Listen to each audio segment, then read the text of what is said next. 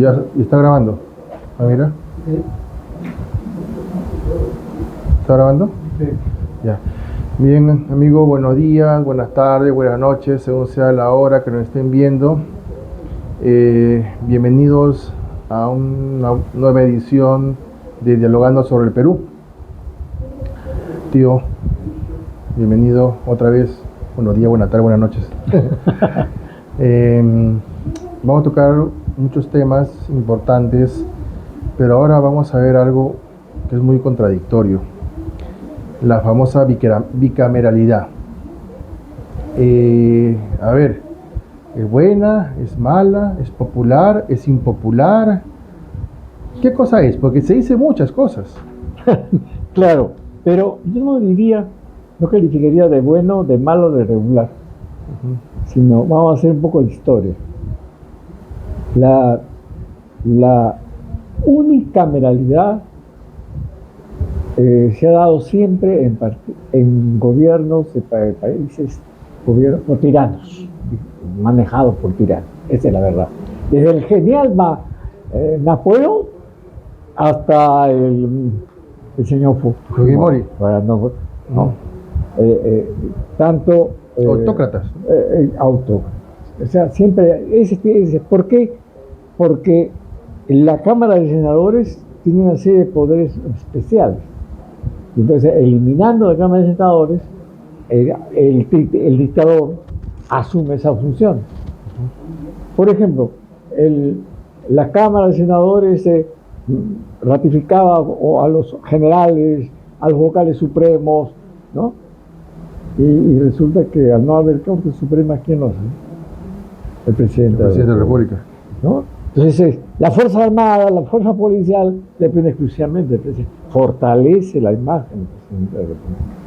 Entonces, la bicameralidad está identificada con las verdaderas democracias. Todos los países europeos, todos los países que tú conoces que tienen régimen democrático, son países que tienen la bicameralidad. En el Perú siempre ha habido bicameralidad, aunque muy pocas veces democracia, pero las dictaduras, como la digamos, la del gobierno militar de 12 años, no hubo ninguna cámara, cerraron el Congreso. Tú sabes que ahora poquito, días, estuve con una persona, con un ex militar, y le pregunté, ¿no? A ver, mi general, le dije, ¿no? ¿Qué piensa usted del destino de nuestra presidenta? Porque se dicen muchas cosas. Y sabes cómo son ellos, ¿no? De ajos y cebollas. Ay, que venga una vez que cierren esto, que cierren lo otro, y que fuera los corruptos. Entonces le dije, entonces usted considera que si se cierra el Congreso, se cierra aquí, se cierra allá, entonces se acabarían los corruptos. Pues sí. Entonces yo creo que la forma que ellos creen que se eliminarían los corruptos, los pseudo corruptos, sería eliminando instituciones. Entonces sería más que todo cambiar de corruptos.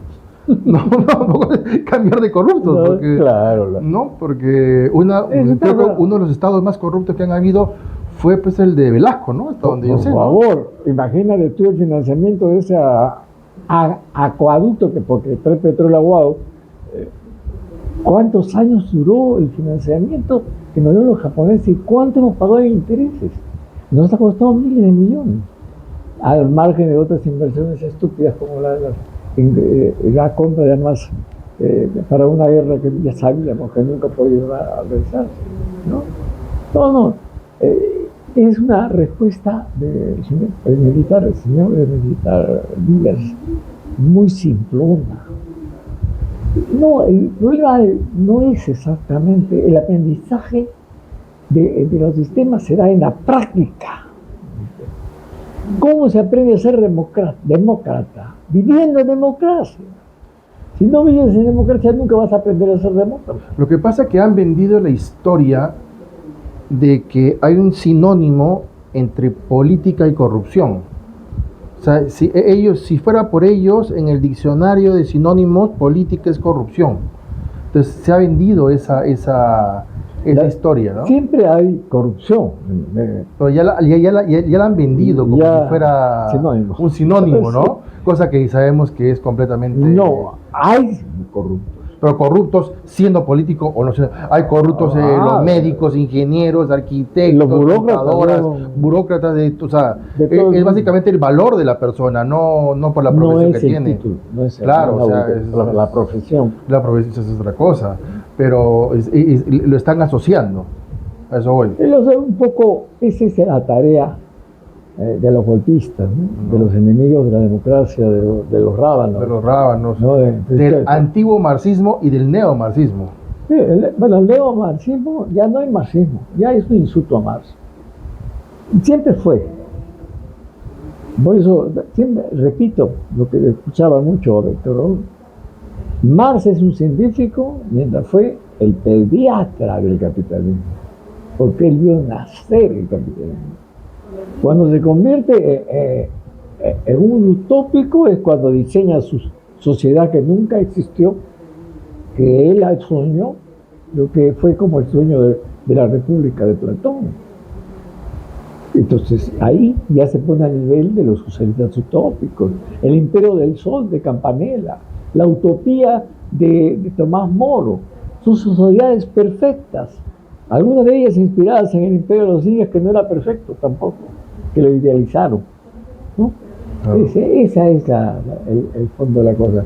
Entonces Marx está siendo usado permanentemente y estamos tan lejos de su pensamiento, y en cuanto a su pensamiento científico, se agotó cuando terminó de analizar el capitalismo en nacimiento, que es el que vivió. Que es el mismo que vivió Víctor Hugo, ¿no?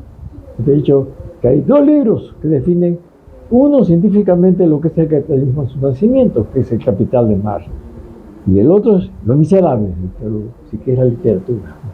Ahí te describe lo salvaje que fue ese capitalismo. Ahora, pero una vez me comentaste que para entenderlo a Marx había que entenderlo a Hegel, me parece. No, el mismo Marx decía, para entender el primer capítulo del Capital hay que haber leído la lógica de Hegel. Claro, entonces... Pero acá viene lo interesante. Acá los marxistas nuestros siempre hablan de Marx, del Capital y todo. La mayoría de ellos no sabían de que la primera traducción que se hace del pensamiento de Hegel, de la lógica de Hegel, es en 1953. O sea, cuando ya había 30 años después que murió, o más, que los 20 años más que murió, imagínate. O sea, eso es pura fantasía. O buenos deseos convertidos en doctrina. Pero la verdad es que de Marx han hecho lo que... Mira, había un pensamiento muy interesante, que ya lo dije alguna vez, de Ramiro, que decía: Lenin hizo de Marx lo que Napoleón hizo de Rousseau. Llevó el pensamiento de Rousseau en la punta de sus bayonetas, porque fue un tirano. Rousseau fue el ideólogo de la democracia, ¿no? Y Marx soñó con una sociedad perfecta, aunque haya sido un sueño, pero soñó una sociedad perfecta. ¿Y en qué ha devenido, o devino la Rusia comunista? Devino una tiranía, un totalitarismo despiadado, un Stalin mucho más tirano, sanguinario y asesino que el propio Hitler. Porque bueno, Hitler, ¿qué tuvo? 39 al 45, al 44, pues, ¿no? No me acuerdo si murió antes. Y el otro, ¿cuándo vivió? No, hay abismales contradicciones, ¿no? Stalin vivió hasta los comienzos, a los finales de los 50. Entonces, ¿desde cuándo gobernó? A la muerte de Lenin, 1930, 20 y tantos años, ¿no? Pero entonces, y fue asesinato perfecto, la masacre de los cosacos, en la masacre de los anarquistas. Era terrible. Para ellos la raza, la clase despreciable para Stalin eran los campesinos, porque eran monárquicos, y la solución era matarlos. Entonces, esa es la desnaturalización de los pensadores, la degeneración, ¿no? Hasta Lenin podíamos comprender que innovó el marxismo respetando a Marx, hasta ahí. Bueno, regresando al tema que es la bicameralidad, ¿por qué sí? ¿Por qué sí? Porque la Cámara Alta, comenzando, tiene otros prerequisitos que tienen que ver con la edad, con la preparación y la experiencia. Por ejemplo, para ser senador tienes que haber sido diputado. Eso no puede. De acuerdo al mismo proyecto de ley que ahora se está aprobando. Hay que tener una edad superior a los 40 años. Entonces hay una mayor experiencia. Ahora, pero yo creo que debería haber aún más tamices, ¿no? No sé, debería decir, no sé, que haya sido profesor universitario o que haya sido, no sé, ya no se puede poner o que haya, pero condiciones académicas, porque ello sería marginar a gente que de repente es una autodidacta. Yo, por ejemplo, pero por ejemplo, entonces podría postular a ser senador, que le mandó el puñete, ¿cómo se llama? ¿Cómo se llama este que mandó el puñete? ¿A quién? En el Congreso que mandó el puñete, este congresista que mandó el puñete. A un congresista que le dieron un puñetazo. ¿Al que le dieron el puñetazo, cómo se llama? El que metió? Pues no me acuerdo, ese ya no es congresista. Pero... Ese perteneció a la anterior. No, ahora fue en este Congreso, el espíritu, ¿cómo se llama? No me acuerdo. Ya, ese, ¿sabes? Uno que le dio un puñete por atrás. Sí. A que estaba volteado, claro. Y vino y le atacó. Claro. O sea, podría ser el senador. No sé. O sea, ¿te das cuenta?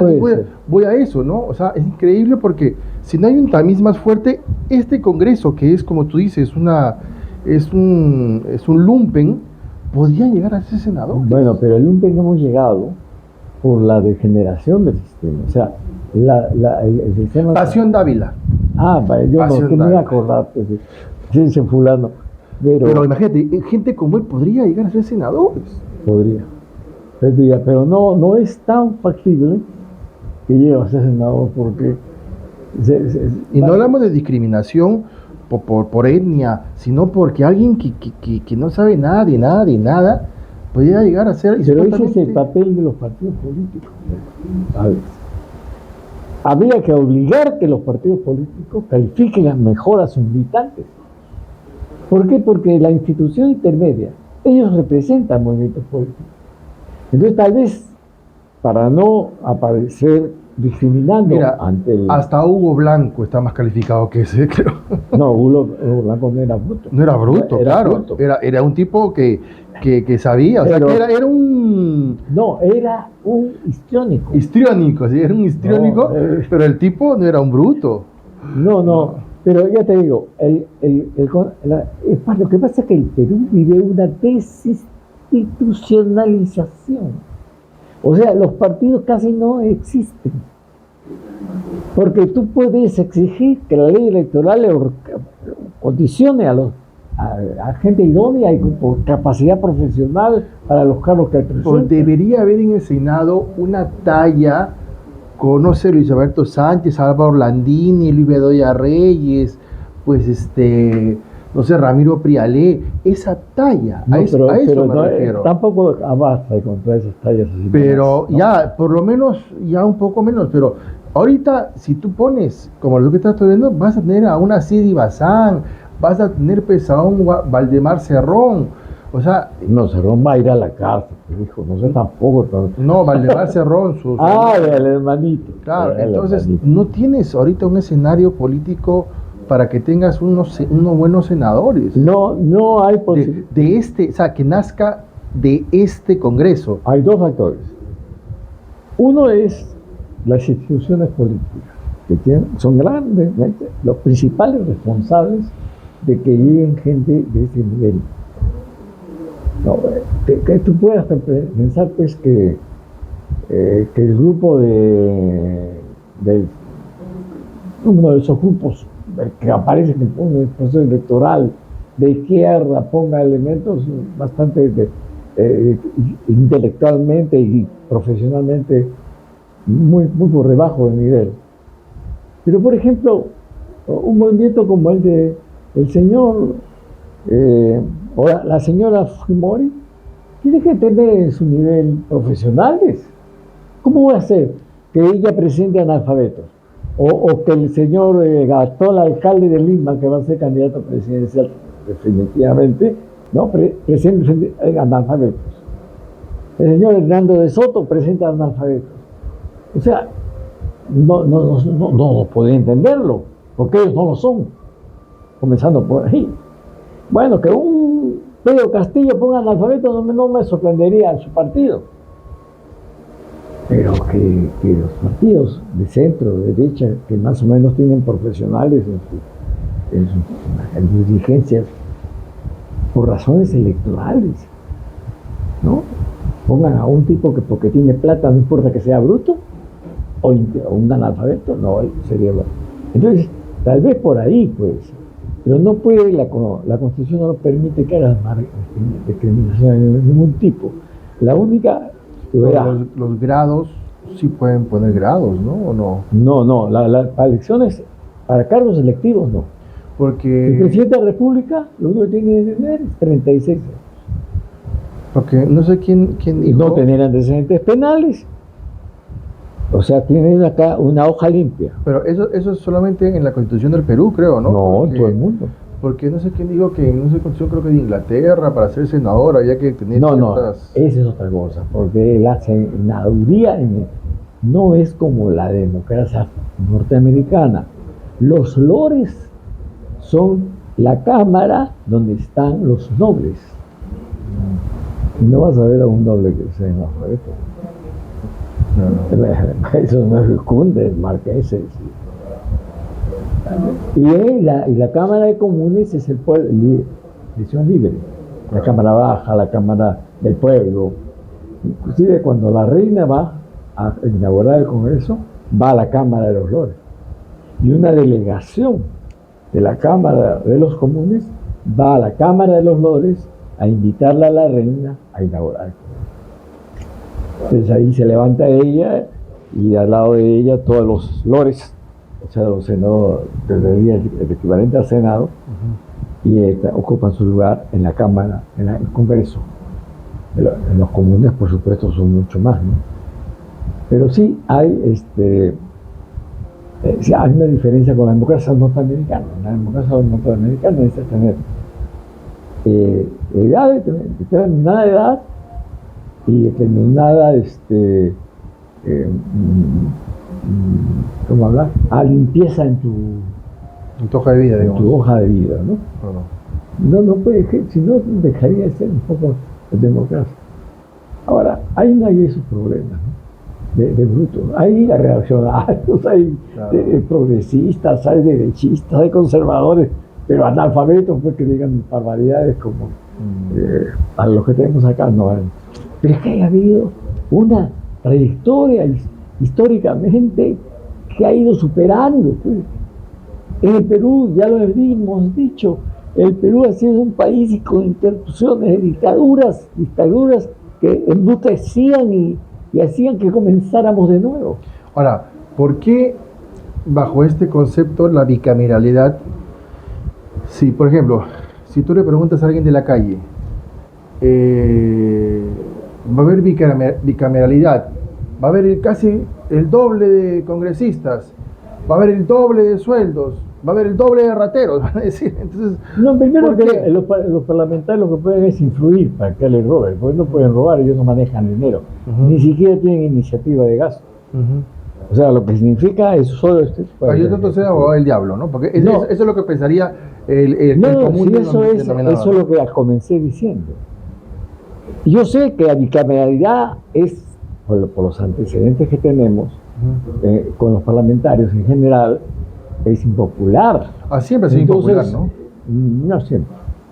Últimamente, digamos que desde que desapareció el Senado y las dictaduras se han encargado de desprestigiar al Parlamento en general, ¿no? Pero, por ejemplo, si nosotros recurrimos a los senados anteriores, era todo un lujo, ¿no? El lumpen ha venido con la larga dictadura de Fujimori. Fujimori se dedicó a destruir las instituciones. Por eso que creo la unicameralidad. Yo me preocupa porque eso mismo que tú has dicho es lo que escuché en un periodista que yo lo escucho siempre del Canal 2. Es una pregunta que le hace a un personaje. Esa misma pregunta, así, en esa forma. Entonces, induciendo ya a la respuesta negativa. Por eso yo te digo esto porque se induce a que la respuesta sea entonces, impopular. Tiene que haber una decisión política, que es la que se está forjando acá del Senado. Si lo pones a referéndum, pierdes pues. Igual claro. que ya lo puso. Como ya lo puso y obviamente es lo puso, pues. Pero algo más grave. Prohibir la reelección. La técnica parlamentaria no te permite eso. Tú tienes que... si tú eres un buen parlamentario, es el pueblo que tiene que decidir. En las urnas. Si te vota o te ratifica. Claro. No es una ley electoral. Esa es una estupidez que se aprobó en un referéndum de este lagarto que lo que quería naturalmente era quedarse, claro. Ese era su interés, no le interesaba la política nacional. Hay muchos problemas para poner en marcha la vuelta a la estabilidad democrática al Perú. Estos años han sido terribles. Mira, pues, entre la dictadura de dos tendencias, izquierdista la de Velasco y derechista la de Fujimori. Entre los dos, 22 años. 12 años con el gobierno, con la dictadura militar y 10 con la dictadura japonesa. 22 años. Y cada dictadura que destruye la democracia. ¿Qué hizo? ¿Cómo desprestigió, por ejemplo, la política? Usando a los pobres humoristas de la calle y a todos los humoristas serios, no hay contradicción, pero profesionales como Julio Loza, a Álvarez, Benavides, los contrataron, los pusieron en el Canal 7. Les pagaron el sueldo que ganaban en sus canales. Pero en el Canal 7 para que no hagan nada. O sea, entonces ahí nomás te das cuenta que el propósito siempre de las dictaduras es destruir. El único sistema que, como decía Churchill, es malo, pero es el mejor que existe. Mientras no exista otro mejor. El hombre civilizado debe reforzar el principio democrático. Esa es una de las... Eso se va a aprobar. Dios quiera que las instituciones que aparezcan, que resurja el APRA, por ejemplo, con su historia y su mística, que la Acción Popular se desprenda de los lescanos y de todos los rábanos que tenía infiltrados. Que no son pocos. Que no son pocos. Porque hasta la época de Belaúnde lo han querido sacar de su propio partido. Eso fue en el primer gobierno. En el primer gobierno. ¿Desde cuándo han metido desde que se fundó? Por eso, ¿desde cuándo? Porque tenía el primer secretario general, y ya está fallecido, y que yo lo traté, era una persona muy inteligente, pero era comunista, Mario Villarán. El secretario general, es que a Belaúnde, con todo el respeto que puedo tenerle, porque también me deparó con estima, me atendió bien y me consideraba, yo puedo decirte que Belaúnde lo que le interesó era el poder. Posiciones ideológicas no le importaba, todo medio estaba bueno. Tuvo como prefecto del Cusco Bamántica, un líder de base comunista, ese que juró que ahí en la torre, si entraba al Cusco, iba a morir. en la campaña electoral. Así de rábano, de rojo, de extremista. Nosotros fuimos con los jóvenes zapistas y le corrompimos el plan. Es muy simpático. Esta vez era muy largo contarlo, pero es una cosa linda porque nuestro gran colaborador fue Monseñor Durán Flores. ¿Monseñor Durán? Claro. Fuimos, y un muchacho que era el que lideraba la acción católica.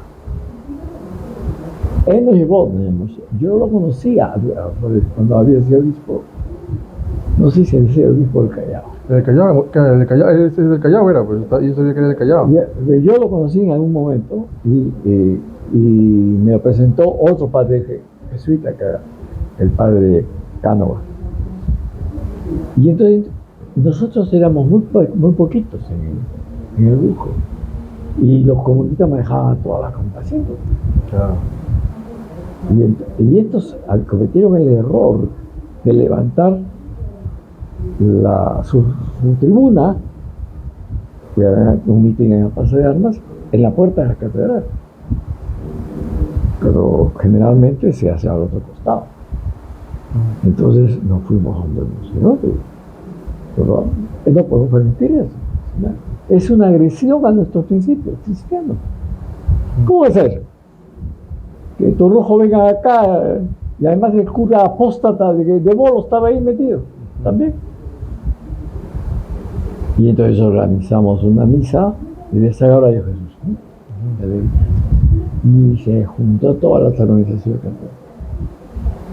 Y antes que cuando llegaban ellos estaban en el aeropuerto, ¿no? Saliendo del aeropuerto, nosotros ya habíamos terminado la misa y marchábamos para la calle del Cusco gritando: Cristo sí, otro no, Cristo sí, otro no. No tuvo mitin, no hubo mitin. Pero hay que enfrentarse así. No se puede enfrentar desde un escritorio. Mira cómo ha dejado. A mí me da mucha pena, ¿no? Porque el partido que se fajaba en las bases sociales era la APRA. A mí el me mandó 2 veces a Puno. Me recorrí todo Puno cuando apenas eran 5 o 6 bases. Pero hicimos trabajo. Había una radio que me la pusieron a disposición, era un compañero.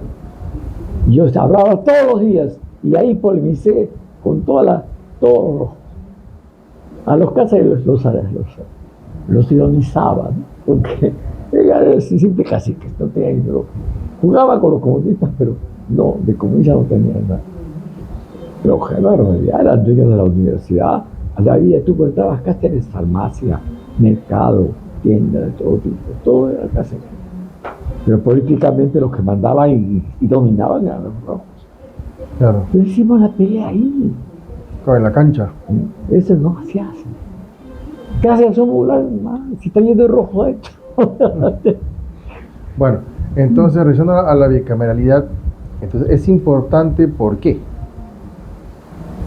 ¿Por qué es importante la bicameralidad? Es importante porque necesitamos recuperar la institucionalidad del mujer. Entonces, se va a recuperar ¿por qué? Porque al haber una Cámara hay mayor equilibrio de poderes. Ya, si hay lumpen en la Cámara de Diputados o algo, acá tendrá que haber una mayor responsabilidad. Estas leyes no pueden salir disparatadas. Tiene que haber una Cámara que las controle. Y también porque va a recuperar el Poder Legislativo los organismos de control estatal que se capturó Fujimori. Todavía tenemos las huellas de la dictadura de Fujimori acá.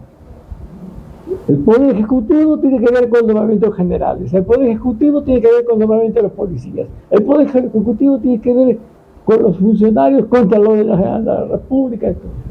¿Por qué? ¿Por qué tiene que ser? Porque ocurrió que esa fue la disposición del dictador Fujimori. Y lo hemos mantenido. Cuando venga el Senado es el que tiene que ver esas cosas. Los embajadores, ¿quién los nombra a dedo? El presidente de la República. Puede proponerlos, pero el que tiene que poner balotas, con balotas se votaba, es el Senado. El Senado lo aprueba o lo vota. A veces te equivocas, lo que te contaré como anécdota. Que Pérez de Cuellar fue propuesto por Belaúnde a la Cámara de Senadores como embajador de Rusia. Y la Cámara de Moroteo lo rechazó. Y a los 6 meses era secretario general de la ONU. ¿Y cómo llegó ahí? No, era diplomático de carrera. Tenía un puesto ya internacional. Pero mira, tú la metí de pata de la ONU. Proponerlo cuando sabía que había un Senado un poco más conservador. Pero la ONU jugaba pues con rojo. Claro. Era de Cuellante era rojo, pero sintonizaba con ellos. Ya está por arrancando, ya murieron. Bueno, pero ¿cuánto nos quedan? ¿Unos minutos más? Unos minutos más para poder... ¿Cuánto para no? Unos 5 minutos más. El tiempo. Sí. Qué mezquino es el tiempo. Porque yo quería hablar un poquito, porque hay que inyectar un poco de entusiasmo. Estamos con todos los males habidos y por haber, y con todas las malas experiencias que estamos viviendo en estos años. Entonces, leía varios porcentajes negativos en relación a la economía del país. Cierto, un PBI pues, deficitario los 4 trimestres de 2003 tenía que traer como consecuencia lógica que se declarara la recesión, ¿no? El consumo que en los años de García, que llegaron entre 7 y 8%, punto, ahora está en 1%. Hay guarismos peligrosísimos, ¿no? Pero por otro lado, y esto por hacerla corta, nomás porque tenemos que desarrollarla próximamente, existen factores que te llevan a conclusiones optimistas. Por ejemplo, ¿cómo es que se ha incrementado el comercio internacional? La capacidad de exportación de nuestros productos a llegar a más de 67.000 millones de dólares. ¿Cómo es que hemos podido mantener un interés de 6.5, que es uno de los mejores en América Latina? Una tendencia inflacionaria de apenas 3%. ¿A qué considera que se debe eso? Que tenemos una economía que, si bien tiene déficit de la fuerza laboral, tiene déficit de mercado, tiene un mercado raquítico y todo lo demás, porque falta inversión directa, pero hay un chorro de dólares que genera ese comercio internacional que produce una estabilidad que no descalabra al país. Pero eso no puede ser eterno. La única manera de mantener una posibilidad de desarrollo, crecimiento y desarrollo, que no es lo mismo, pero uno tiene que ver con el otro, es necesariamente la inversión privada. Y la inversión privada es el 80% de toda la inversión. El Estado solo invierte el 20% y a veces lo invierte mal. Pero ahorita no hay mucha inversión privada, que digamos. No hay nada. Nada. Por eso, ¿cuál es la causa por la que estamos preocupados? Bueno, ahorita no hay nada. La inversión privada se ha retraído. Hoy estamos viendo, digamos, de los ahorros, ¿no? No es ahorros, es la plata que viene del comercio internacional, son las reservas. Las reservas que son cuantiosas. Cada vez que el dólar se quiere disparar, sacamos. El Banco de Reservas saca, claro. Lo maneja perfectamente. Eso no tiene Argentina, eso no tiene Chile. Tenemos un crecimiento, el único que se acerca al porcentaje de intereses que se paga en Perú, el Perú es 6.25, el de Chile 7.25. Pero después el de Colombia está en 17%. Los demás países están muy por encima. Entonces hay una política, no estamos en el peor de los mundos ni en el mejor de los mundos, pero no puede esperar más. Tiene que haber de todas maneras inversión privada. Y precisamente el objetivo de los rojos ha sido destruir la propiedad privada, asustar a los inversionistas. Si tú te metes a una hacienda, aunque sea, como te metes a una mina, ¿no? Como la que hicieron últimamente, por lo menos, aunque sean 3 días, el que pensaba meter dinero para explotar otra mina, se asusta, pues. Claro. Ya no viene, ¿no? Entonces, ese es el objetivo político de ellos, es asustar la inversión privada. Y la han retraído.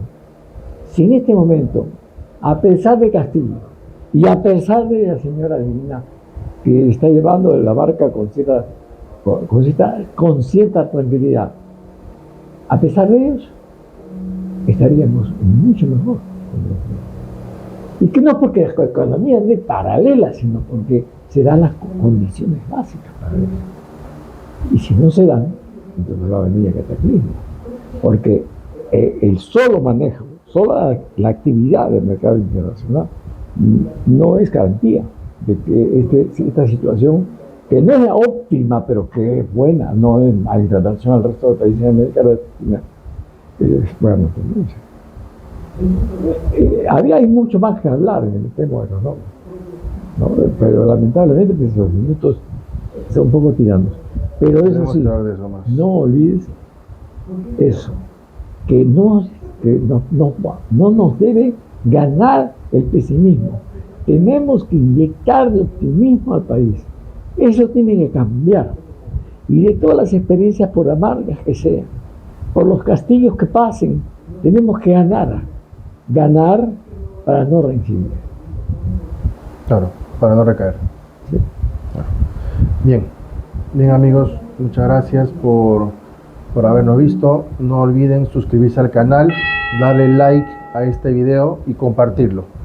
Bien, que tengan todos muy buenas tardes. Muchas gracias.